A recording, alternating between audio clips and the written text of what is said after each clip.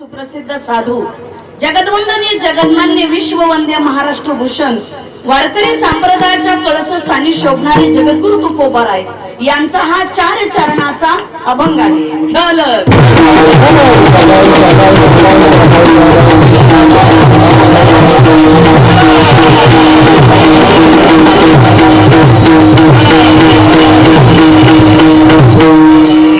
अल्पसा परिहार द्यायचा. आज या ठिकाणी कैलासवासी आदरणीय विठ्ठलराव गणपतराव गीते यांच्या गोड जेवणाच्या निमित्ताने हा आजचा कार्यक्रम या ठिकाणी आहे. तसं पाहायला गेलं तर कार्यक्रम हा आनंदाचा नाही, कार्यक्रम हा दुःखाचा आहे. आपण गीते परिवारामध्ये सर्वजण त्यांच्या दुःखामध्ये सहभागी आहोत. त्यांच्या पाठीमाग त्यांचा सर्व परिवार, त्यांच्या पत्नी श्रीमती डॉक्टर दीपाताई विठ्ठलराव गीते, श्री अमोल विठ्ठलराव गीते हा मुलगा आहे. तसेच चिरंजीव विशाल विठ्ठलराव गीते. गीते साहेबांना 2 मुलं व 2 मुली, सौ अमृता राहुल सोळुंके गीते, तसेच सौ डॉक्टर सोनाली मंगेश तांदळे गीते. या 2 मुली आहेत, 2 मुलं आहेत. आमचा अमोलराव तो इथलं काम बघतो. दुसरा मुलगा जो पुण्याला आहे तो क्रिकेटर आहे. 2 मुली सुद्धा डॉक्टर आहेत. एक मुलगी तर अमेरिकेला आहे, जावाई डॉक्टर आहे, मुलगी डॉक्टर आहे. गीते साहेबांचा परिवार अत्यंत सुशिक्षित आणि सुज्ञ परिवार आहे. आणि आमच्या दीपाताई त्यात जवळपास मला असं वाटतं 4 ते 5 वेळेस नगरसेवक म्हणून निवडून आलेले आहेत. आदरणीय सन्माननीय या लातूर जिल्ह्याचे भूमिपुत्र, महाराष्ट्रच नव्हे तर दिल्लीपर्यंत ज्यांचा आवाज पोहोचला असे सन्माननीय विलासरावजी देशमुख साहेब, त्यांचे आणि साहेबांचे ताईचे अत्यंत घनिष्ठ आणि जवळचे संबंध. त्यांच्या भगिनी doctor उज्ज्वलाताई Daiphale plastic surgeon doctor आहेत. त्या शेवटच्या कालावधीमध्ये बराचसा काळ ज्यावेळेस औरंगाबादला गेला त्यावेळेस आमच्या डॉक्टर उज्ज्वलाताई दैफळे यांनी साहेबांची सेवा मिळवणी होत्या, पण एखाद्या वडिलासारखी त्यांनी त्यांची सेवा केलेली आहे. हा परिवार अत्यंत चांगला परिवार आहे. डॉक्टर आणि मंगेश तांदळे हे सुद्धा त्यांचे जावई आहेत औरंगाबादला. त्यांनी आणि दीपाताईंनी दोघंही सारखे उभा राहून औरंगाबादला हॉस्पिटल मध्ये असताना सेवा केली. गेली 9 महिने त्यांचे पुतणे संतोष गीते साहेबांना जवळपास मला असं वाटतं 3-4 भाऊ आहेत. आणि ही सर्व फॅमिली आणखीही एकत्रितच आहे. गीते साहेबांनी त्यांच्या पुतणी असतील त्यांना शिकवलं. भाऊ सगळं एकत्रित आनंदाचं हे कुटुंब. नाहीतर आजच्या काळामध्ये एक माणूस मोठा झाला तर त्या कुटुंबामध्ये एक जणच मोठा होतो. पण गीते साहेबांची खासियत अशी होती की त्यांनी आपल्या परिवाराला पुतणी असो पोटच्या लेकराप्रमाणे त्यांना शिकवलं, लहानाचं मोठं केलं. हे त्यांच्या जीवनातलं मोठेपण होतं. या कार्यक्रमासाठी आवर्जून उपस्थित मंत्रालयामध्ये जे काम करतात ते आमचे फड साहेब ते सुद्धा या ठिकाणी उपस्थित आहेत. तसेच आमचे रामरावजी गीते साहेब त्यांचे आमचे सुद्धा फार दिवसापासूनचे संबंध आहेत. गीते साहेब या ठिकाणी आहेत. तर गीते साहेबांचे मामा आमचे दादा ते सुद्धा या ठिकाणी उपस्थित आहेत. सर्व पाहुणे परिवार आहेत. या ठिकाणी श्री हरिभक्त पारायण आमचे आष्टेकर महाराज, त्यांना खूप खूप धन्यवाद. आष्टेकर महाराजांनी आणि ताईंनी मला फोन केला होता. हे सर्व भजनी मंडळी ही त्यांच्याच जवळची माणसं आहेत. सर्व नियोजन आयोजन आमचे आष्टेकर महाराज यांनी करू लागलेले आहेत. त्यांनाही धन्यवाद. श्री हरिभक्त पारायण आता चाल म्हणलेले आमचे मुंडे महाराज, उत्कृष्ट त्यांचा आवाज आहे. तसे आमचे दुसरे बाबा रत्नाकर पाटील मालेकर महाराज, पाठे गुरुजी ही सर्वच मंडळी या ठिकाणी उपस्थित आहेत. तसेच उत्कृष्ट असे गायक श्री हरिभक्त पारायण विठ्ठल महाराज सांगळे, भजनी मंडळी उत्कृष्ट असे मृदंग वादक आमचे महाराज पीटी मास्तर, आमचे लातूरचे सावंत भाऊ, तुम्ही सुद्धा या ठिकाणी उपस्थित आहेत. आपलाही सप्ताह मोठा असतो, तिथे यावर्षी लॉकडाऊनमुळे येता आलं नाही. माता भगिनी पुरुष मंडळी, खास महासांगवीवरून आलेल्या ज्या सानपताई त्या सुद्धा या ठिकाणी उपस्थित आहेत.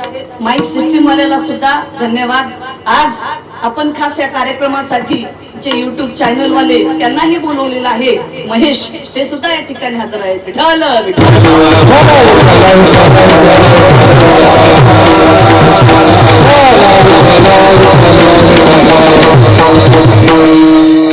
गीते साहेबांबद्दल जर बोलायचं झालं तर त्यांनी उभं आयुष्य डिपार्टमेंट मध्ये काढलं, पण पोलीस वर्दीमध्ये सुद्धा काम करून त्यांनी समाजकारण कधी सोडलं नाही. आयुष्यामध्ये 20% किंवा 30% राजकारण केलं असेल, पण 70-80% काम हे समाजकारण केलं. भगवान विद्यालय स्वतः साहेबांनी स्थापन केलं. हजारो विद्यार्थी ज्या विद्यालयामध्ये शिकत आहेत, अनेकाचे प्रपंच स्वतः साहेबांनी उभा केले. कारण एकदा माणसाला एक मुलगा शिक्षक बनवताना त्रास होतो, पण अनेक शिक्षकाचे संसार त्यांनी त्या विद्यालयाच्या माध्यमातून उभा केलेले आहेत. माध्यमिक हे सुद्धा त्यांनी शाळा त्या ठिकाणी काढली. GNM, ANM, नर्सिंग कॉलेज हेही त्यांनी काढलं. मला वाटतं भगवान विद्यालयावर सुद्धा एक वेळा मी प्रवचन म्हणजे व्याख्यान केलं होतं. गीतेताईंनी आम्हाला बोलवलं होतं. 5-10 वर्षापासूनचे संबंध आणि महाराष्ट्रभर जो वंजारी समाजाचा मेळा होता त्याच्या प्रदेश अध्यक्षपदी सुद्धा त्यांची निवड झाली होती. म्हणजे अत्यंत जीवनामध्ये मोठं काम त्यांनी आपल्या आयुष्यामध्ये केलं. विठ्ठल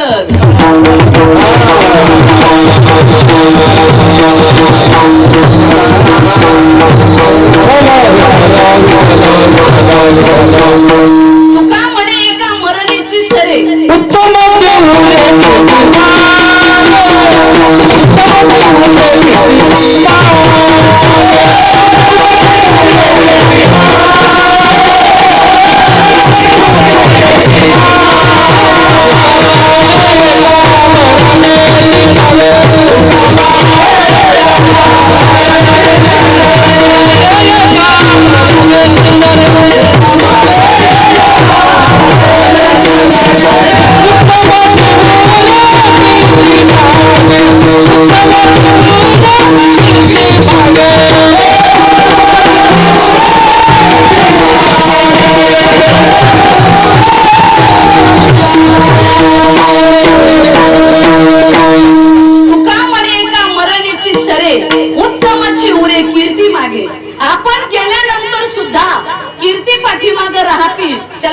जगणं. एक असतं मनुष्य जीवनाला आपण जन्माला आलो, पण एके दिवशी मृत्यू हा अटळ आहे, तिथं आपल्याला जावंच लागणार आहे. पण किती दिवस जगले यापेक्षा कसे जगले याला फार मोठं महत्व आहे. कीर्ती रूपाने ते आयुष्यामध्ये जगले, समाजामध्ये त्यांना मान मान्यता मिळाली. आमच्या गीते मॅडम हेही माहेरकडचं पण एवढं चांगलं. त्यांचे भाऊ सध्या डॉक्टर भागतरावजी कराड साहेब सध्या केंद्रामध्ये अर्थमंत्री आहेत. म्हणजे बघा विचार करण्यासारखी गोष्ट. पण हे जे भावंड आहेत ना अत्यंत सोज्वळ मनाची, त्यांचे आमचे फार संबंध. आणि डॉक्टर उज्ज्वलाताई दैपळे म्हणजे आम्ही तर त्यांची फॅमिली महाराजच, अत्यंत जवळचे संबंध. एखाद्या बहिणीसारखं ते आमच्यावर प्रेम करतात. आम्ही तर महाराज आहेत, पण कमी जास्त अत्यंत. एवढी डॉक्टरकीची जिम्मेदारी असताना अनेक गोर गरीब पेशंटला जर पैसे नसतील तर ठीक आहे बाबा नको देऊ, पण तुझी सेवा करते असं नेहमी म्हणणार. अहो हेच महत्वाचं असतं. या जगामध्ये पैशावाले लोक भरपूर आहेत, पण काही काही पैशावाल्याकडे पैशाला जन्म टिपय. पैसाच समाजाच्याही कामाला येत नाही आणि धर्माच्याही कामाला येत नाही, ते काही उपयोगाचं नसतं. पण ज्यांची श्रीमंती, ज्यांचा मनाचा मोठेपणा कुठेतरी समाजाच्या कामाला येतो, तीच माणसं जीवनामध्ये अमर होत असतात. तसे आपले गीते साहेब आयुष्यामध्ये फार मोठं जीवनामध्ये काम केलं. कधी कोणाबद्दल द्वेष नाही, मत्सर नाही, काहीच नाही. अत्यंत नम्र स्वभाव, मनाचा मोठेपणा. पण गेल्या 8-9 महिन्यापासून आजारी पडले. 8-9 महिने आमच्या गीतेताईंनी भरपूर सेवा केली. त्यांचे भाऊ असतील, पुतणी असतील, सगळ्यांनी सेवा केली. पण शेवटी नियतीच्या पुढे कोणाचं काही चालत नसतं. कारण एक आहे, आज मृत्यू एवढा अटळ आहे. आयुष्याचे सूत्र बिघडता भूताची उमटे कडाडता. एक वेळा आयुष्याचं सूत्र बिघडलं ना तिथं कोणाचं काही चालत नाही. आपलं तर सोडून द्या, येथे उरो नाही आले अवतार, एरते पामर जीव किती. राम कृष्णादिकांना अवतार संपावे लागले तर आपण मानवी जीवनाला जन्माला आलो. आपल्याला सुद्धा शेवट होतोच ठरलेला आहे. पक्षी अंगणी उतरती मग ते का बैसुनिया राहती. वस्ती कर वस्ती आला रात काळी निघून गेला.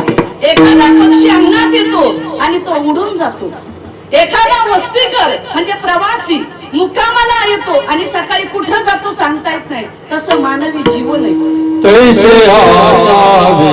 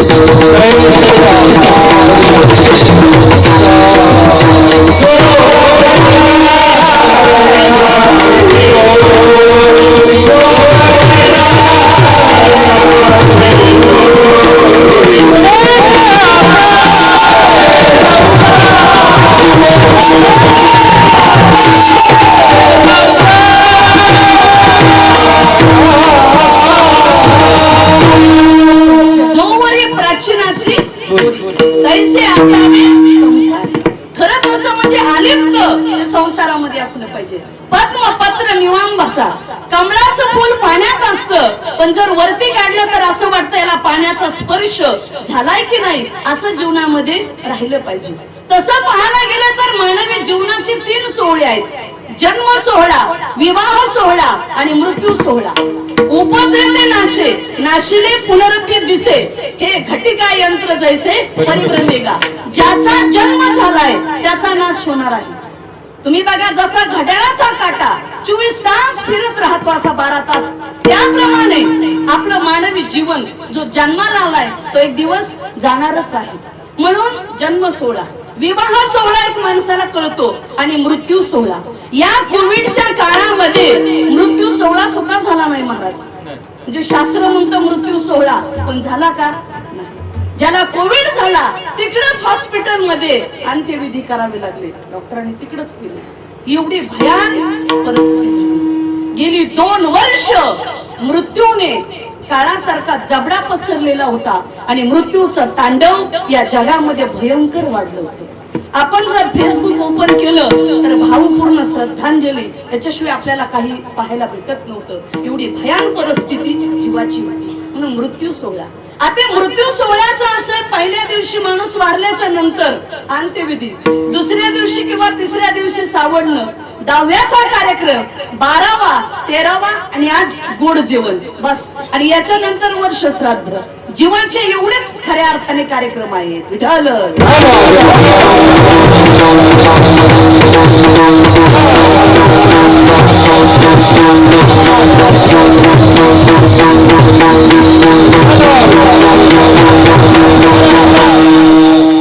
आयुष्यभर आमचे साधू संत सुद्धा जे जीवनभर परमार्थ करतात तो याच्यासाठी करतात की जीवनाचा कुठेतरी शेवट हा चांगला पाहिजे. आता बऱ्याच वेळा असं घडतं, चांगलं वागून माणसाचं लवकर चांगलं होत नाही तर वाईट वागून कधी माणसाचं चांगलं व्हायचं. त्याच्यासाठी जीवनामध्ये चांगलं वागलं पाहिजे. आयुष्यभर चांगल्या गोष्टीसाठी जीवनामध्ये साधना केली पाहिजे. चांगल्या गोष्टीचा जीवनामध्ये अट्टहास केला पाहिजे. आयुष्यामध्ये चांगलं का वागायचं तर जगामध्ये तुमचं नाव राहिलं पाहिजे याच्यासाठी चांगलं वागायचं.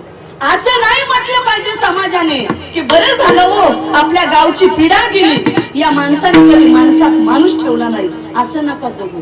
असं जगावं की गाव खूप चांगला व्यक्ती होता पण आपल्यातून गेला आणि 10-20 लोकांच्या डोळ्यात पाणी यावं त्यावेळेस समजायचं आपलं मरण सार्थक झालं. आणि त्यापैकी एक गीते साहेब होते. अनेकाला साहेबांच्या जाण्याची पोकळी जाणवली, तशी आपल्या जाण्याची पोकळी समाजाला, घराला, लोकांना जाणवली पाहिजे. त्यावेळेस आपलं जगणं म्हणायचं. तर त्या जगण्याला काय अर्थ आहे? म्हणून आयुष्यभर माणूस चांगलं याच्यासाठी जगत असतो की तुमचा शेवट चांगला झाला पाहिजे. याच्यासाठी याच्यासाठी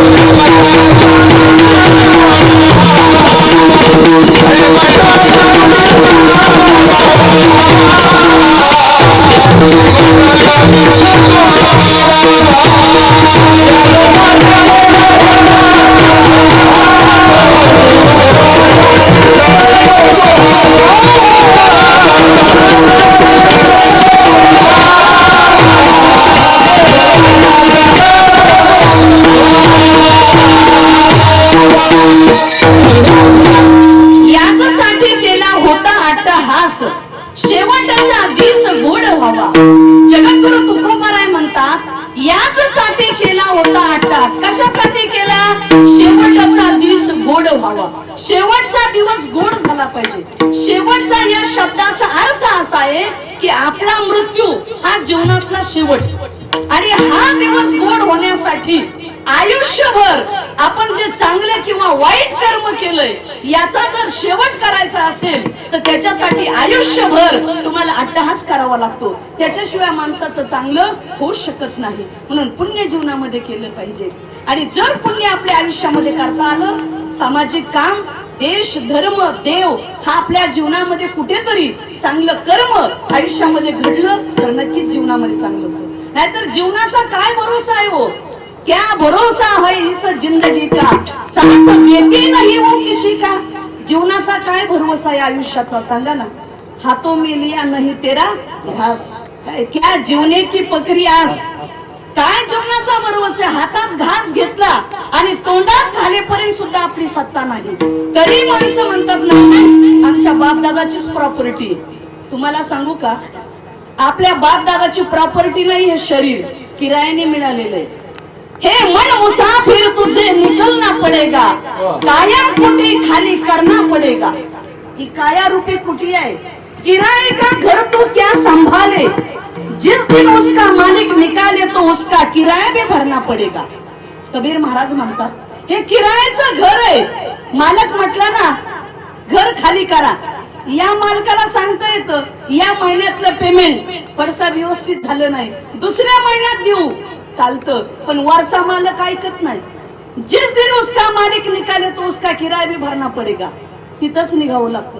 आणि जर पैशाने वशिला लावून थांबता आलं असतं म्हणले असते यमराज तुम्हाला 50 कोटी देतो, 100 कोटी देतो, पण एवढे पंचवार्षिक आम्हाला जगू द्या, एवढे इलेक्शन लढू द्या. एवढी विधानसभा, एवढी लोकसभा, पण देव एवढा मोठा आहे हो. देवाने काही गोष्टी स्वतःच्या हातात ठेवल्यात सूत्र.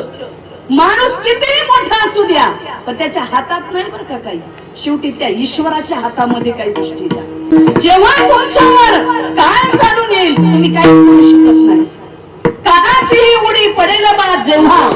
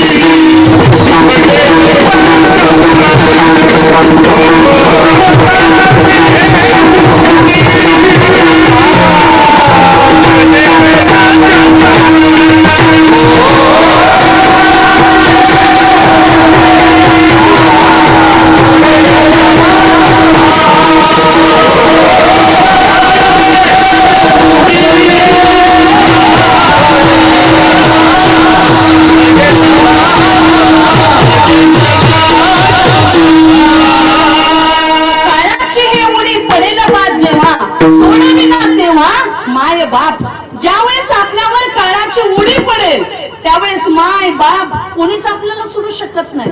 तुम्ही बघा ना कोरोनामध्ये कुणी कोणाला सांगा बरं, सोडू कोणाला, कुणीच कोणाला सोडू शकत नाही. मग आमचे प्रमाण आहे शेजेची कामी न दूर राहे, हे खरं आहे सगळं.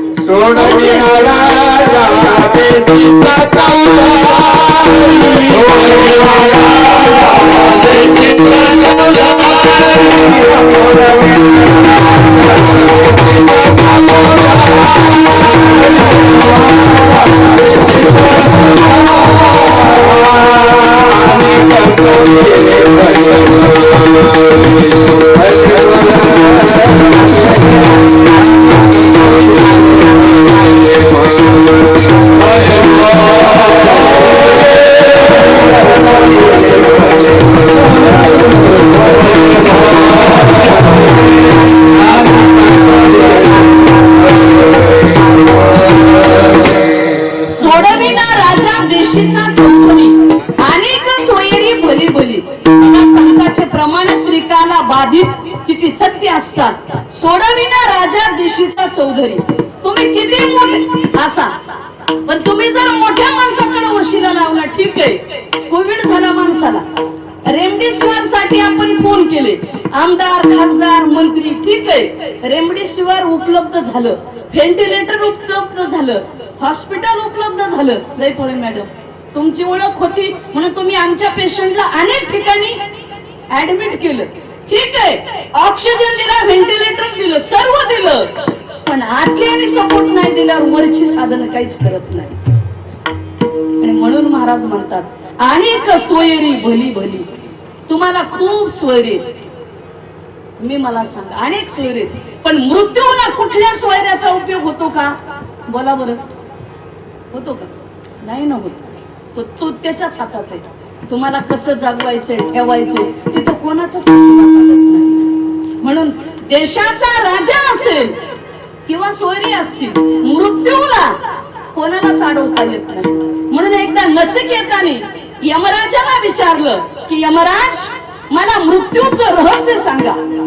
त्यावेळेस यमराज नचिकेताला सांगतात, नचिकेता, राज्य, धन, संपत्ती, ऐश्वर्य तू मला काहीही माग, पण मृत्यूचं रहस्य विचारू नको. कारण मृत्यूचं रहस्य यमराजाने सांगितलं मी कोणाला सांगू शकत नाही. आता काही लोक किती म्हणू दे आम्हाला, ही कुंडली कळती, ती कुंडली कळती, काही तर म्हणतात मृत्यू सुद्धा कळतो. काही नाही, चुकीची कल्पना आहे. तुम्हाला काय वाटतं महाराज? अजून तर काही नाही. कोणाला कळालाय मृत्यू? आणि मृत्यू जर कळाला असता माणसाला तर माणसं एवढी पळाली असती का? सांगा बरं. आसमान गिरा जेना आहे तो भागो, मरणा आहे तो ठेरो. माणसं थांबायलाच तयार नाही. तू स्वतःसाठी कमवायचंय, मुलासाठी कमवायचंय, नातवंडासाठी कमवायचंय, थांबतच नाही. नॉन स्टॉप माणसं पळतच आहे. कुणीच थांबलेलं नाही. एखाद्या मंदिरासमोरून दर्शनाला जायचं असेल तरी अर्धी चप्पल पायात आणि अर्धी बाहेर. जय हिंद, जय महाराष्ट्र. टाइम इज मनी. वेळच नाही महाराज, वेळच नाही महाराज. ती वेळ आल्यावर मग वेळ गेलं का सगळंच. किती कमवा, काही नाही. तुम्हाला सांगता, अन्न, वस्त्र, निवारा ह्या 3 गोष्टी माणसाच्या जीवनामध्ये आवश्यक आहेत. आता सर्वसामान्य कुटुंबातला माणूस आहे तो ज्वारी खातो, आहे की नाही, बाजरी आणि गव्हाच्या चपात्या. आता स्टँडर्ड जे राहतात मुंबई पुण्याला ते काय करतात? गव्हाचाच उत्तापा, गव्हाचाच मसाला डोसा. वेगळं काय खातात सांगा बरं? एक प्रकार, एक गहून प्रकार बहु. गहू तोच आहे, फक्त त्याचे वेगवेगळे पदार्थ करतात, वेगळं काही नाही. गव्हाचाच मैदा, मैद्यामध्ये साखर आणि त्याचे गुलाबजाम. काय वेगळं जीवन आहे? एकच आहे. का फार श्रीमंत माणूस आहे नोटा खातो का? नोटा सांगा. का कुणी चिल्लर खाऊन पोट भरलं कोणाचं? अजून तरी नाही. पण आपला भारत देश कृषी प्रधान देश आहे. कितीही मोठे श्रीमंत असा तरी अन्नच आणि वस्त्र. कोणी 500 रुपयाची साडी घालत असेल, कोणी 1 लाखाची घालल, पण वस्त्रच. कोणी 5 लाखाची पैठणी आणेल, पण वस्त्र, वस्त्र, वस्त्रच. क्वालिटी आणि क्वांटिटी याच्यामध्ये फरक असेल, पण अंग झाकायला वस्त्रच लागतं. काय गरिबांनी 500 रुपयाची साडी घातली, तुम्ही गरिबांनी 1000चा ड्रेस घातला पुरुष माणसाने, श्रीमंतांनी काय सोन्याचा ड्रेस घातला का? सांगा ना. का शिवताय तो सोन्याची पॅन्ट आणि शर्ट पांढरा गोल्डन. ते होते ना काही पुण्याला गोल्डन मॅन, पण मारले लोकांनी. सोनं किती घालावं याला सुद्धा मर्यादा आहे. एकाने सोन्याचं जॅकेट का ते शर्ट शिवलं होतं. आता ते कसं घालता येईल?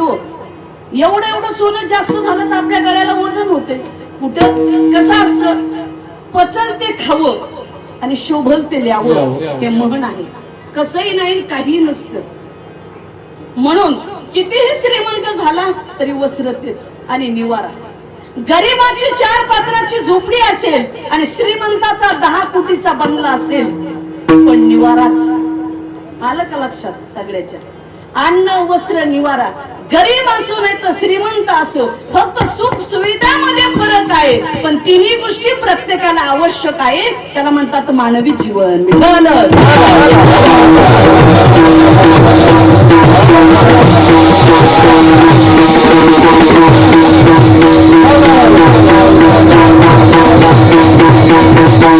पण एवढं करण्यासाठी काय समाजाला फसवायचं? तुम्ही मला सांगा, ज्याच्यासाठी तुम्ही लोकांना फसवता, लबाडी करता, खोटं बोलता, प्रॉपर्टी कमवता. आज तुम्ही मला सांगा, हे लातूर शहर आहे. खेड्यातला माणूस लातूर मध्ये येतो, नोकरी करतो, कष्ट करतो, हमाली करतो. एखादा 1 BHK फ्लॅट घेतो 20 लाखाचा. बरोबर आहे का नाही? 20 लाख 15 लाखाचा. तुम्ही एक फ्लॅट घेता, रात्रीचा दिवस करून ड्युटी करता, नंतर 2 मुलं 2 मुली होतात. मुलाचं लग्न होतं, मुलालाही मुलं होतात, पुन्हा फ्लॅट मध्ये जागा पुरत नाही.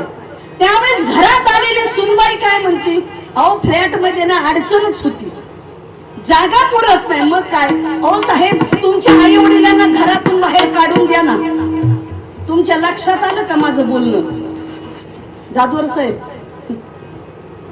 तुम्ही आला त्या ठिकाणी, संघटनेचं मोठं काम आमचे राहुल भैया जाधवर हे करत असतात, त्यांनाही धन्यवाद.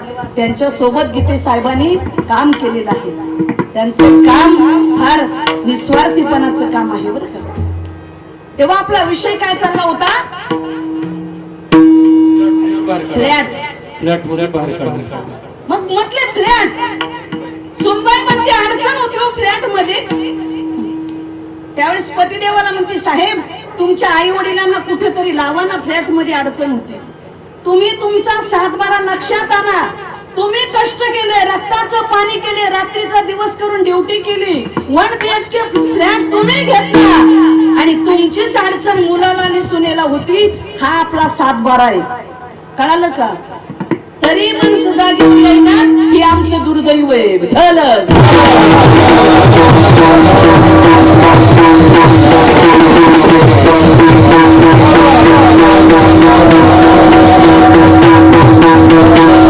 कुठेतरी जीवनामध्ये समजून घ्या, आयुष्य. रेमंड कंपनीचा मालक किती मोठा माणूस, त्यांची फेसबुकला मागे आपण युट्यूबला पाहिली की सर्व मुलाच्या नावावर करून दिलं.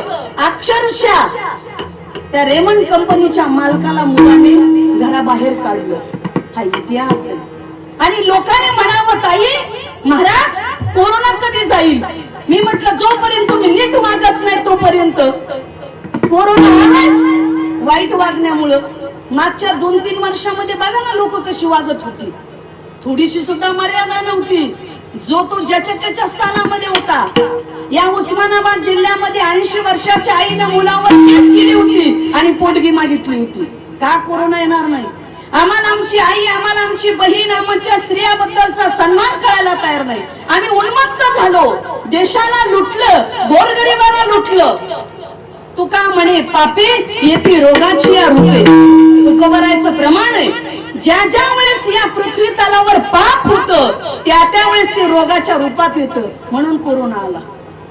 आणि तुम्ही मला सांगा, देशाच्या राष्ट्रपती पासून ते सर्वसामान्य नागरिकापर्यंत सगळ्याला देवाने एका रेषेत आणलं का नाही? तर काही त्यांनी आवड निवड केली नाही. पूर्वी जनावराला मुंगशे होते, आता माणसाला मुंगशे आले का नाही? प्रत्येक जण तोंड बांधून, प्रत्येक जण तोंड बांधून. काल आहे माणूस तेवढा उन्मत्तच वागला ना, त्याच्यामुळे हे दिवस आले. तुम्हाला उदाहरण देईल की माणूस किती फुसफुस करतो, कसा उन्मत्त होते. आष्टेकर महाराज शंकर आहेत, सगळ्यात मोठा देव शंकर परमात्मा. अमृत पितात त्याला म्हणतात देव, आणि विष पितो त्याला म्हणतात महादेव. सगळे चॅप्टर माणसं होते हे देव. एकट्या महादेवाला विष पाजलं, समुद्र मंथनाच्या वेळेस हाल विष निघालं. ते आता कर्पूर गौरम करुणावतारम संसार सारम भुजगेंद्र हारम सदा वसंतम हृदयार विंदे भवम भवानी सैतम नमामि. शंकराचा तसा कलर जर पाहिला तर पांढरा शुभ्र आहे, कापरासारखा आहे. पण त्याला काय केलंय, पेंटरने निळाच करून टाकलंय, डायरेक्ट निळा रंग. हे काय येत आहे कलाकाराची आकृती. शंकर भगवंताचं वाहन काय आहे? नंदी. गळ्यामध्ये कोण राहतं? सर्प. आता शंकराचा मुलगा गणपती, गणपतीचं वाहन काय आहे? उंदीर. आता सर्प काय करतो? उंदराला खाऊन टाकतो, दोघाचं हाड होईल. गणपतीचा भाऊ कार्तिक स्वामी, कार्तिक स्वामीचं वाहन काय? मोर. मोराने सर्पाला पाहिलं तरी तो खाल्ल्याशिवाय राहत नाही. बरं, पुन्हा पार्वती माता, पार्वतीचं वाहन काय? वाघ. आता शंकराचं वाहन काय? नंदी बैल. वाघाचं आणि नंदी बैलाचं हाड होईल. वाघाने जर बैलाला पाहिलं तर वाघ बैलाला फाडून टाकतो, एवढी ताकद वाघात आहे. एक विचार करा, एवढे हाड वैरी माणसं शंकराच्या एका घरात राहतात बरं का. तेवढ्यामध्ये विष्णू भगवान शंकराला भेटायला येतात.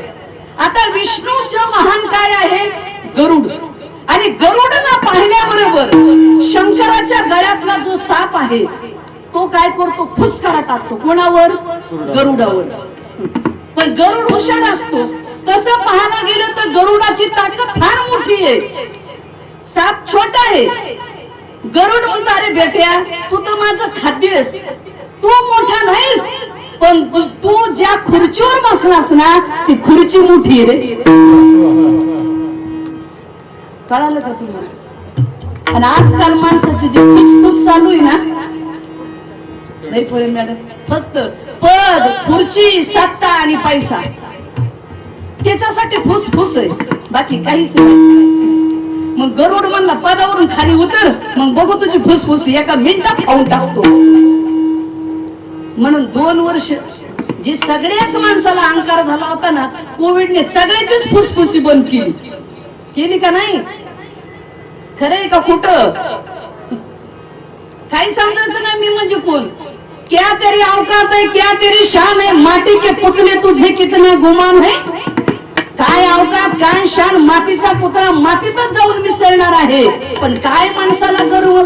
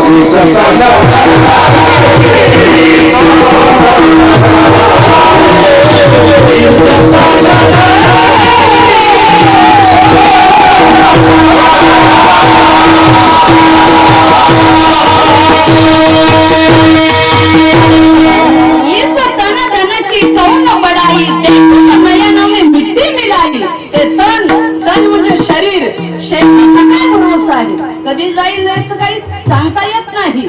म्हणून शरीर, तन, धन, धनाचा जरी काय भरोसा. आपण काही माणसाची पाहिली फार श्रीमंत पण ती गरीब झाली. काही गरीब असे होते ते आज श्रीमंत झाले. धनाचाही भरोसा नाही. या धनाचा न धरी विश्वास तशी तरुवर छाया. झाडाची सावली सकाळी एका ठिकाणी, दुपारी एका ठिकाणी आणि संध्याकाळी एका ठिकाणी. तसं या जीवनामध्ये धनाचाही भरोसा नाही. म्हणून ही सतन धन की कौन बडाई, देखत नयनों में मिट्टी मिलाई. कितीही मोठा बंगला असू द्यावं पण आपण वारले ना की दारातच आंघोळ. याचा कधी विचार केला को? काही काही लोकांनी तर काचेचे बाथरूम बांधले. मी युट्यूबला बघितलं एक जणांनी संडास बाथरूम सोन्याचं बांधलंय. कमाल आहे. आष्टेकर महाराज आपल्याला सोनं पाहायला मिळाना, कसे तोडून तोडून गेलो प्रवचन कीर्तन करू करून. हे संडास सोन्याचं बांधतात. काय कमाल आहे. काय वेगळं आहे का? काय कमाल आहे. म्हणजे पैसा झाला कुठे घालायचा अशी पंचायत. निसतन धन की कौन बनाई, देखत नयनों में मिट्टी मिलाई, किती पैसा, किती धन, किती बंगले, किती प्लॉट, किती फ्लॅट, पण डोळ्यासमोर सगळं मातीत मिसळतं आणि तसं निघावं लागतं। राजा सिकंदराने सांगितलं पूर्ण जग जिंकलं, पण जायच्या अगोदर सांगितलं मी वारल्याच्या नंतर तिरडीवर जेव्हा माझं शरीर बांधाल ना त्यावेळी दोन्ही हात मोकळे सोडा। काय सांगायचं होतं राजा सिकंदराला, अरे मी जग जिंकलं पण येताना खाली हाताने आलोय आणि जाताना खाली हाताने चाललोय, त्यासाठी कशासाठी करायचं एवढं? जीवन चांगलं जगा हे राजा सिकंदराने सांगितलं। त्याच्यासाठी आपल्या सोबत काहीच जाणार नाही, मग काय सोबत जाणार आहे? फक्त चांगले किंवा वाईट आपण जीवनामध्ये केलेले कर्म हे आपल्या बरोबर जाणार आहेत।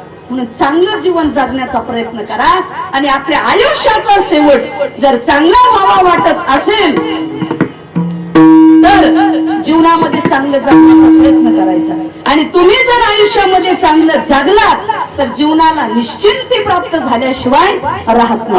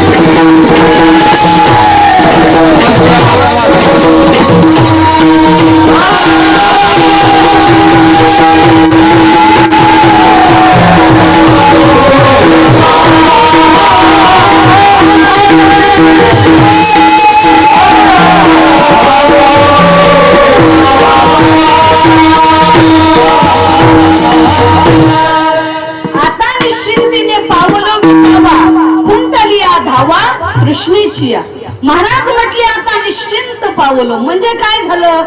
आता निश्चिंतीने पावलो विसावा, खुंटलिया धावा तृष्णेची। आपल्या जीवनातली तृष्णा म्हणजे इच्छा, तृषा लागली जीवनात ओढी, तैसी तुझी गोडी लागू। तृष्णा म्हणजे आशा, इच्छा, आकांक्षा ही थोडीशी। आता निश्चिंतीने पावलो विसावा, महाराज म्हणले आता विसावा पावलो। खुंटलिया धावा तृष्णेची, जी इच्छा आकांक्षा आहे ती जीवनातली संपलेली आहे।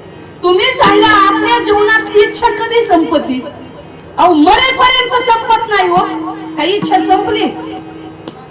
जर माणसाची इच्छा कमी झाली असती तर देशामध्ये एका एका माणसाने एवढा भ्रष्टाचारच केला नसता ना। हा, इनोवा घ्या, फॉर्च्युनर घ्या, प्राडो घ्या, आता घेता तरी काय? हा, 10 कोटीचा बंगला बांधला, मोठी गाडी घेतली, मर्सिडीज घेतली, हेलिकॉप्टर घेतलं, तरी बंगल्यात पैसे सापडतात. मग आता इच्छा तरी किती तुमची? हा? राहिलंच काय? मला तेच काही कळणार. हे काही इच्छेला काही मर्यादा? कशासाठी करता इतकं? का करता? आणि आयुष्यात एक गोष्ट सांगून ठेवते तुम्हाला, मी या नारदाच्या गादीवर उभा आहे. आपण जीवनामध्ये कितीही लोकांना फसवा, जरी तुम्ही समाजाच्या समोर आला नाहीत ना, पण तो ईश्वर नियती तुम्हाला कधीच माफ करत नाही. ती काळ्या दगडावरची पांढरी रेघ आहे. हे आयुष्यात लक्षात घ्या. कधीच माफी नाही हो. जसं कर्म करावं ना तसं फेडावंच लागतं. छत्रपती शिवाजी महाराज 51 वर्ष जगले, पण औरंगजेब तर फडून गेला. पाप तुम्हाला फेडल्याशिवाय मृत्यू नसतो. ज्यांनी जगावं वाटतं ती माणसं लवकर जातात, आणि ज्यांनी वाटतं लवकर गेलेलं बरं, आता यांचा समाजाला फार त्रास आहे, ते फार दिवस जगतात. हे का जातात बरे दिवस? देव त्यांना मृत्यू देत नाही, त्याच्याकडून तो फेड करून घेतो, मगच मृत्यू आहे त्याला.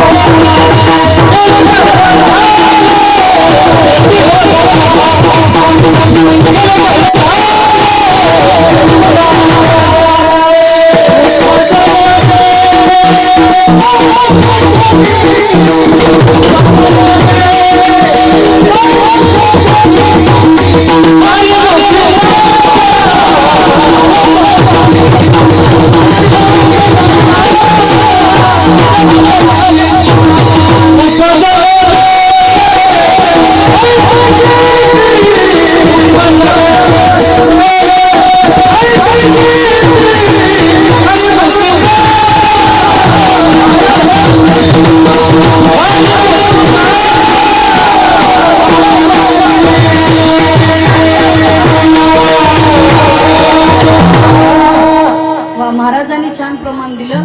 केले कर्म झाले तिचे भोग आले, उपजले मेले ऐसे किती. जसं कर्म करावं ना तसं फळ भोगावं लागतं. तुम्ही जर गहू पेरला तर काय जीवन येणार आहे का? जसं पेरा तसंच उगवतं. कर्म आहे. कर्माबद्दल तुम्हाला उदाहरण सांगायचंय. एक सजन नावाचे वारकरी होते. ते जगन्नाथपुरी एक धाम आहे, महिन्याला जगन्नाथपुरीला वारीला जायचे. पण पूर्वीचे वारकरी कसे असायचे? पायी जायचे ना, वाहनाची सोय नव्हती. मग कुठल्याही घरी मुक्कामी थांबायचे. एका घरी मुक्कामी थांबले आणि थांबल्यानंतर जेवण वगैरे त्या घरी केलं. त्या कुटुंबातल्या पत्नीने सांगितलं, वारकरी महाराज, आमची एक इच्छा आहे, एवढी पूर्ण करा. तेव्हा वारकरी म्हटले, बाई, पराव्या नारी माऊली समान, आम्हाला दुसऱ्या स्त्रिया आई समान आहेत. तुझी काय इच्छा असेल, तुला तुझा पती आहे. पण ती गेली, हातात तलवार घेतली आणि स्वतःच्या पतीचं मुंडकं उडवलं. एका हातात मुंडकं घेतलं, एका हातात तलवार आणि आली वारकऱ्याजवळ. वारकरी बाबा, आता तरी माझं ऐका. आपल्या दोघांच्या मध्ये जी अडचण होती, त्या मी माझ्या पतीला मारून टाकलाय, हे बघा मुंडकं. पण तरी हे वारकरी म्हणले, बाई, तू काही पण करशील, पण आम्ही ऐकणार नाही. मग या बाईचं फिरलं का डोकं? एक तर नवऱ्याला मारलं आणि वारकरी आपलं ऐकायला तयार नाही. मग तिने दिली लातूरच्या पोलीस स्टेशन मध्ये केस केली का केस. ह्या वारकऱ्यांनी माझा पती मारला, घ्या आता, काही कारण नसताना बर का. आणि आता तर तसंच आहे, खरे गुन्हेगार सापडत नाहीत आणि कमी गुन्हेगारच सापडतात. असली पंचायती काय सांगावं तुम्हाला. मग वारकरीची गाडी पोलीस स्टेशनच्या दारात पाहिल्यावर त्या पोलीस लोकांची टिंगल तर विचारू नका. काय महाराज, असे धंदे करता का, वाऱ्या करता? मला कमाल वाटते हो या लोकांची. आणि तुम्ही काही केलं तरी चालतं आणि चांगल्या लोकांकडून थोडी चूक झाली तरी तुम्ही त्याची टिंगल टवाळी करायला तयार असता. हे दुर्दैव आहे आपलं, अवघड आहे. परिस्थिती कठीण आहे समाजामध्ये सध्या चाललेली. काही गोष्टीची विचार जर केला तर कमाल वाटते. मग म्हणजे ह्या वारकऱ्यांनी त्या बाईचा पती मारलाय, मग काय करायचं? म्हणजे कोपरापासून पुढे हात तोडा. हात तोडायला लावले हो त्या वारकऱ्याची. वारकऱ्याच्या डोळ्यात पाणी आलं. 1% माझी चूक नसताना मी पोलीस स्टेशन मध्ये गुन्हेगार ठरलो, माझे हात तोडले. वयाची 70 वर्ष झालं वारी करतोय, पण देवाने काय पदरात तळ दिलं. मी गुन्हेगार ठरलो, हात तोडले, देवाकडे जाणंच नको. पण वारकऱ्यांनी ठरवलं नाही, एकदा जाऊन देवाला विचारू का हे का केलंस. जगन्नाथपुरीला हे वारकरी गेले, पण आज मंदिरात नाही. मंदिराच्या बाहेर वारकऱ्याच्या डोळ्यामध्ये पाणी आहे आणि वारकरी बसलाय. असेल देवाला गरज येईल तो बाहेर. जगन्नाथ भगवान मंदिराच्या बाहेर आले आणि त्या वारकऱ्याला म्हणतात, सजना, अरे वर बघ माझ्याकडे. त्यावेळेस सजन वारकरी म्हणतो, देवा, अरे तुझं तोंड पाहायची इच्छा नाही. काय पाहू तुझं तोंड? अरे वयाची 70 वर्ष झाली, कोणाच्या वाळ्या पाचुड्यावर पाय दिला नाही. पाप कशाला म्हणतात ते या जीवाकडून कधीच घडलं नाही. आणि देवा, त्या बाईनेच बाईचा नवरा मारला, तिनेच इच्छा व्यक्त केली, मी तिचं ऐकलं नाही आणि मीच पोलीस स्टेशन मध्ये खोटा ठरलो, माझे हात तोडण्यात आले. अरे काय तुझी वारी करायची, काय न्याय आहे तुझ्या दरबारात? त्यावेळेस जगन्नाथ भगवान म्हणले, सजना, माझ्याकडे वर बघ, तुला तुझी शिडी दाखवतो. पूर्वीच्या जन्मामध्ये ज्या बाईनं तिचा नवरा मारला, ती पूर्वीच्या जन्मामध्ये गाय होती. आणि ही गाय, तिचा नवरा जो तिने मारला तो होता कसाई. तर ती गाय कसाईच्या तावडीतून सुटून पळत चालली होती. कसाईने आवाज दिला, ओ शेतकरी दादा, ओ शेतकरी दादा, गाईला धरा. तू गेलास आणि गाईच्या गळ्यात मिठी मारलीस. आता कसाईने गाईला धरलं, काय गाईची पूजा केली असेल, कत्तल खाण्यामध्ये नेऊन गाईला कापलं. अरे तुझे हात का तोडले? तर तू त्या जन्मात गाईच्या गळ्यात मिठी मारली होतीस म्हणून तुझे हात तोडले. आणि गायला या बाईने तिचा पती का मारला? त्याच जन्मातली गाय या जन्मात बाई झाली आणि तो कसाईचा पती झाला म्हणून या जन्मात तिने तिचा पती मारला. कळालं का तुम्हाला? याला म्हणतात कर्म.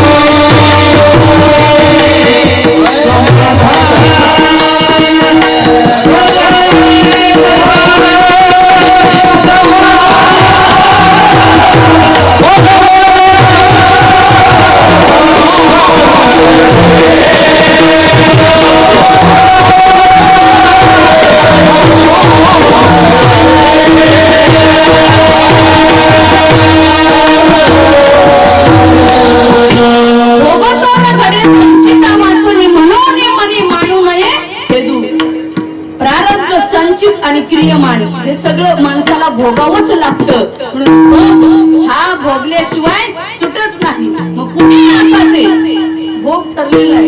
रामकृष्णाधिकाला कर्म सुटलं नाही तर तुमची आमची काय कथा आहे. का ललाटेचे लिहिले काही न गा केले काळे गोरे पण फिटवणे दुतले फिटवणे. महिला मंडळ जे इथं लिहिलंय ना ते चुकत नाही.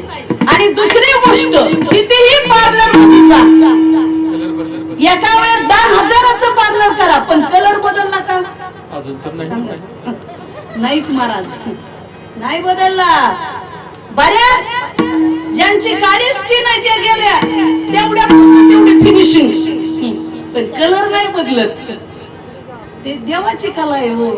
तुम्ही इथं आपण ऍडव्हर्टाईज बघतो टीव्हीवर, किती लाईफ बॉय लक्ष हिरोईन मोठ्या अशा देतात काय गोरा झाला साबण लावून. अरे तो रोजच साबणी लावतो वेगवेगळ्या पण तरी कलर बदला ना. एक बाईने जी घासायला सुरुवात केली कलर सालटे गेले हो तोंडाचे. फार सर्जरी करायची वेळ आली तरी कलर बदलला नाही. नाही पळे मॅडम फार तुमच्या तिकडे आल्या सर्जरी करायला पण कलर काही बदलला नाही. त्यांचं माझं 2-4 दिवसापूर्वीच बोलणं झालं.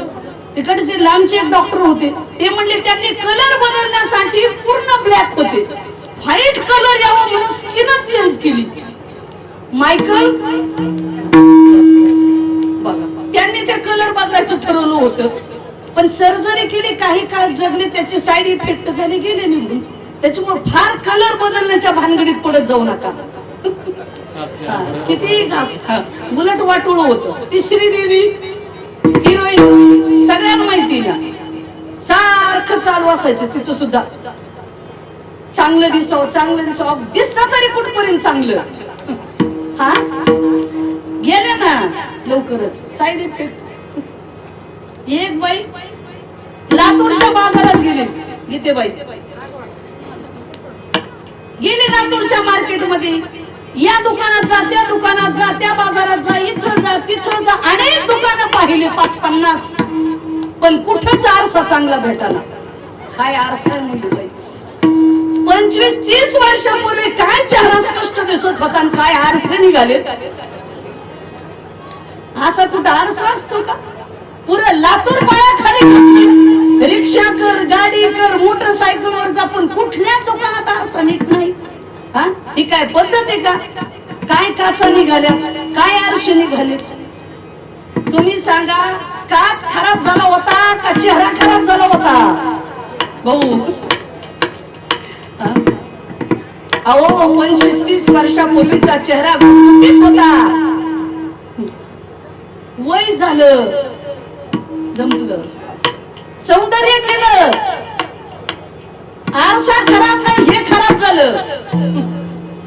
एखाद्या लहान मुलाची स्किन वेगळी असते, तरुण वयात वेगळं, म्हातारपणी सगळंच गुण काही नाही. पण माणसाला असं वाटतं मी कधी म्हातारा होतोय का नाही, सदा ताईट. तरुण वयात स्त्रीची घडी मोडू देत नाही पण सगळ्या गुड्याच. गाल पिलं खोबऱ्याची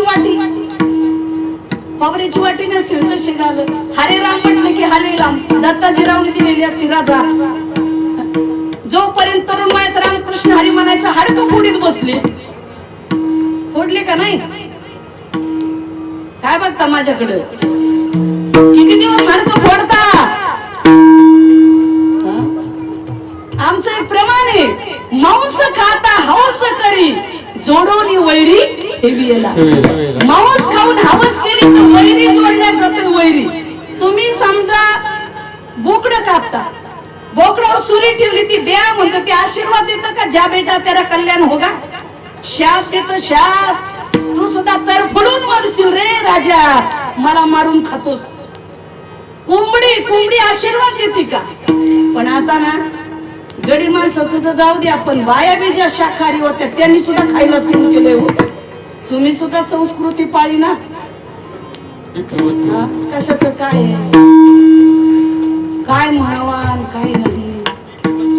हा बीपी शुगर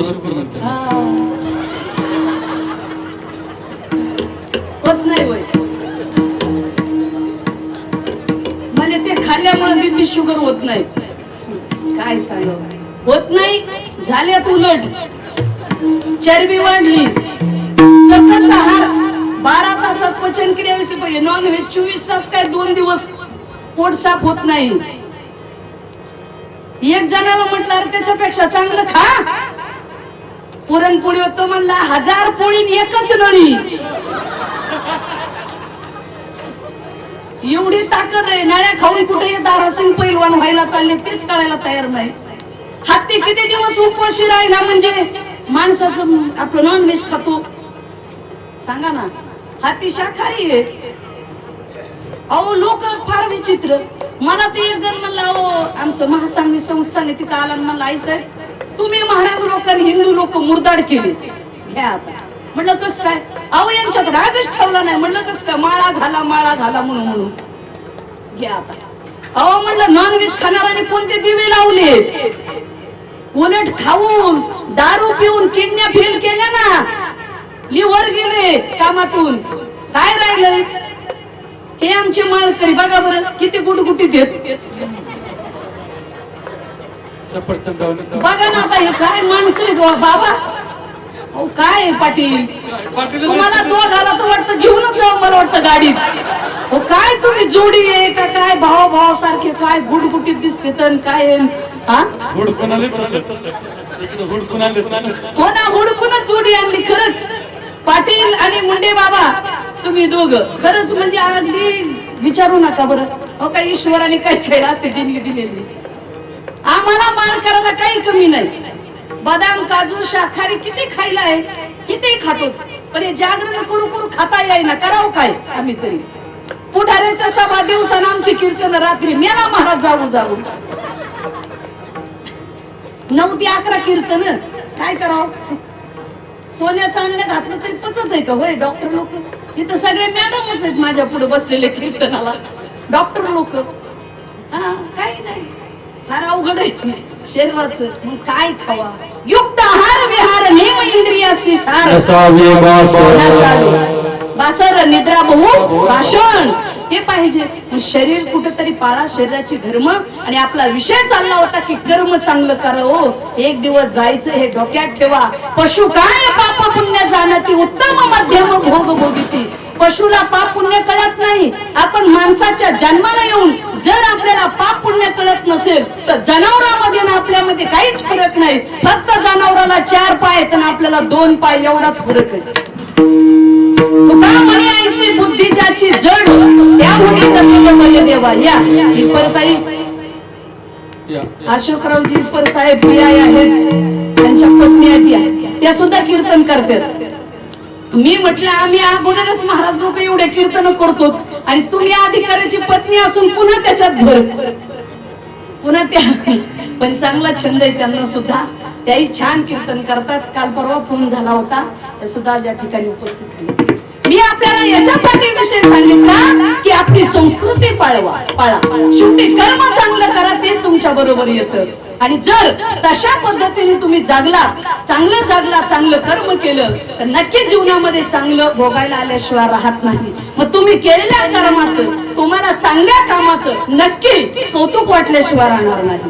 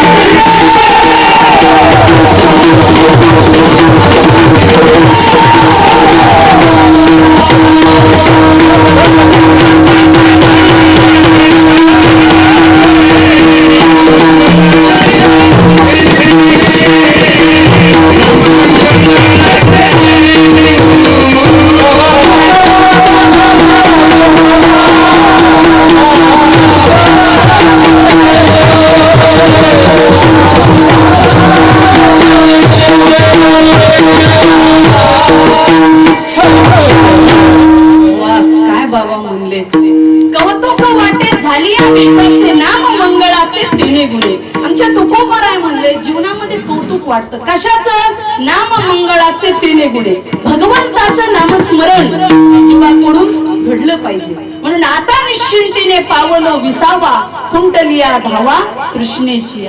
म्हणून आयुष्यामध्ये चांगलं जगा, चांगलं कर्म करा, चांगलं वागा, हेच आपल्या बरोबर येतं, दुसरं काही नाही. म्हणून आपले गीते साहेब हे आपल्यातून गेले, त्या निमित्ताने आज हा गोड जेवणाचा कार्यक्रम आपण या ठिकाणी करत आहोत.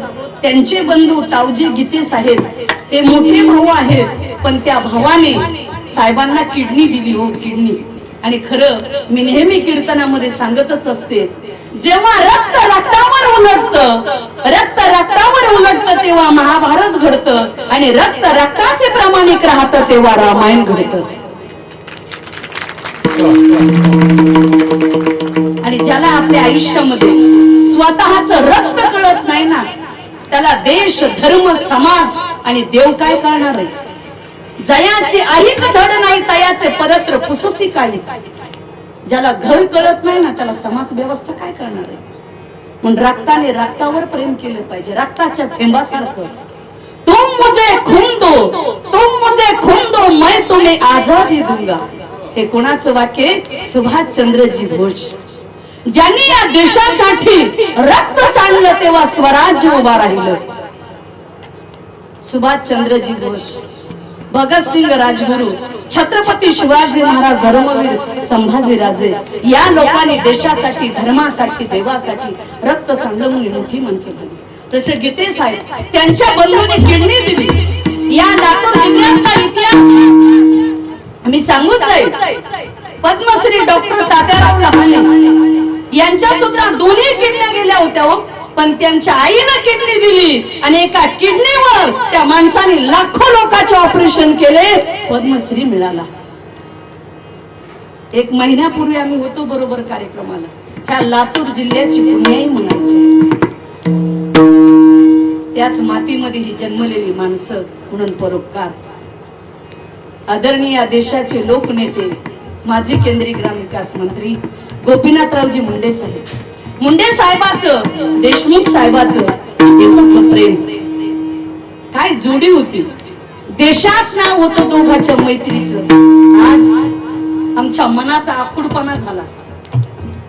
माणसं कमकुवत झाली विचाराने, विशाल हृदयाची विचाराने. तो विचार कुठेतरी जीवनामध्ये ठेवा. हा एवढा मोठा आमचा गीते साहेबांचा परिवार. आज आपण आलो गीतेबाई, पण गीतेबाईच्या जीवनातलं दुःख हे त्यांचं त्यांनाच माहित. आज गोड जेवण आहे, आपण निघून जाऊ.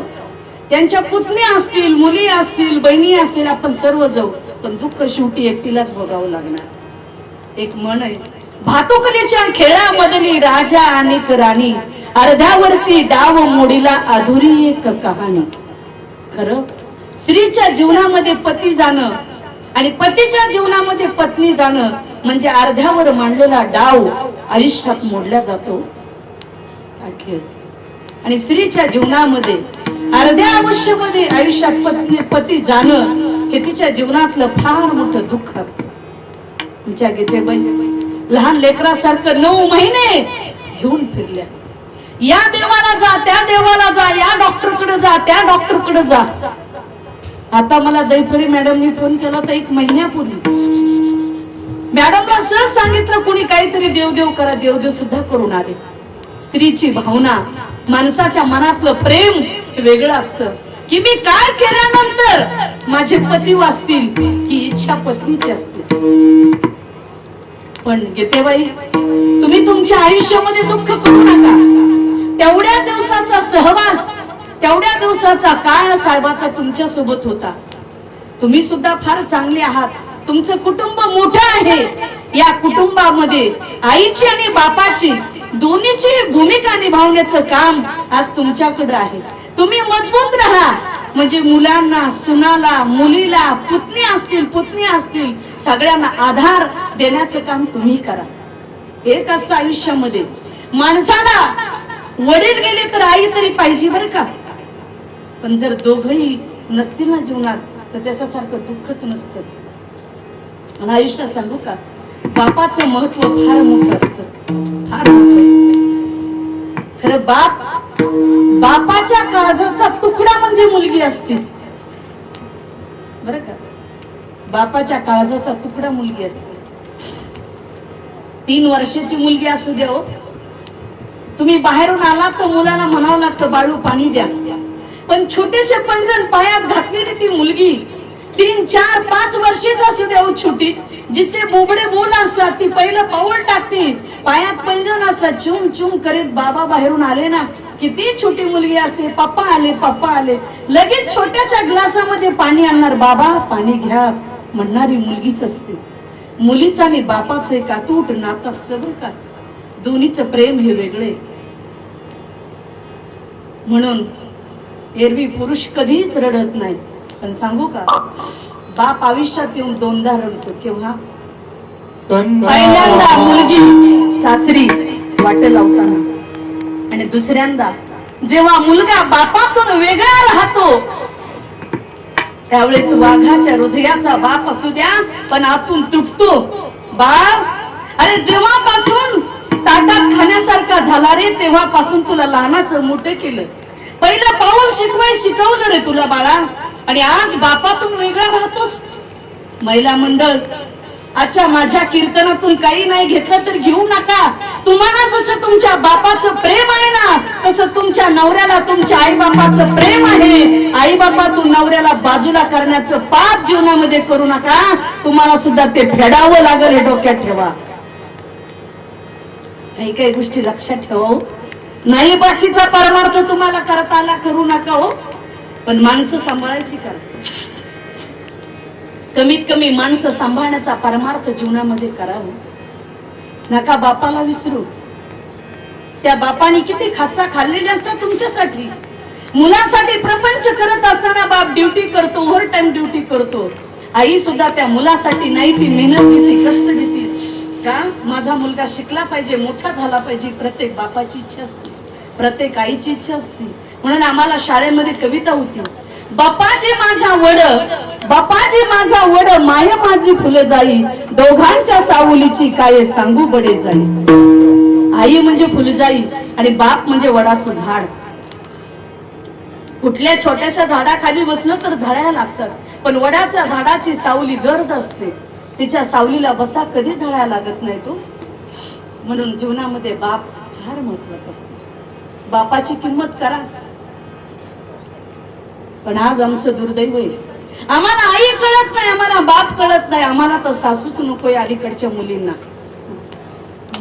इथं शिकलेल्या काही मुली बसल्या, मी मुंबई पुण्याला काही जाते, कीर्तनाला बसते, दादा सकाळी 10 वाजता बाई येते मुलगा सांभाळायला, 5 वाजता जाते, तिला 10,000 रुपये महिना देतात आमच्या शिकलेल्या सुना. 10,000 रुपये महिन्याची बाई चालते आम्हाला बाळ सांभाळायला, पण सासू चालत नाही. हे दुर्दैव आहे आमचं. काय कीर्तन सांगावत आणि काय प्रवचन करावी. घर बंगला सांभाळायला 20,000 रुपये महिन्याचा, 15,000 रुपये महिन्याचा सिक्युरिटी लागतो. का? वृद्ध बाप तुमच्या बंगल्यात बसला तर नाही चालत का? ओ, बाईपेक्षा नक्कीच नातवंडावर आजीचं प्रेम करील ना ती आजी, पण कधी आम्हाला ती जाणीव. हे करावं. आयुष्यात फार परमार्थ नाही कळाला तर नाही कळू द्या, पण मायबाप कळून घ्या जीवनामध्ये. म्हणून आम्ही आयुष्यामध्ये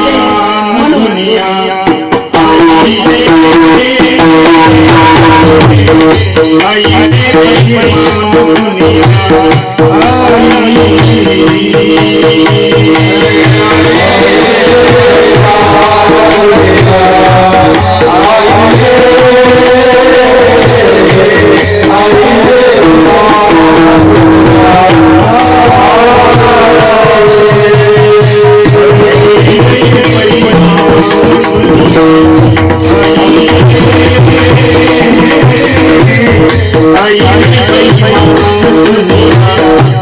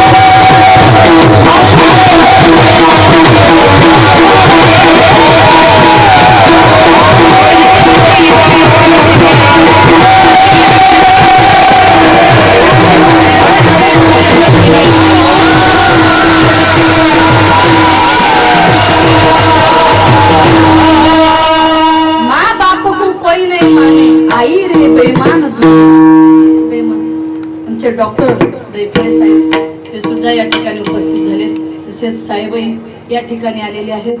डॉक्टर दैफळे हे साहेबांचे साडू, अत्यंत पहिल्यापासून एकत्रित राहणं, संबंध, उच्च विचाराची माणसं, सगळे डॉक्टर, सुशिक्षित ही फॅमिली सर्व आहे.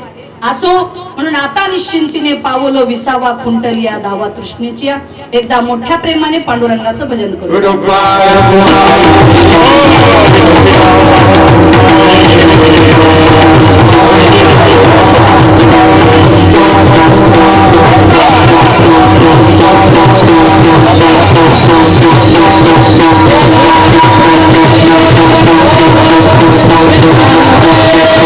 आता निश्चिंतीने पावलं विसावा खुंटली या धावा तृष्णेची.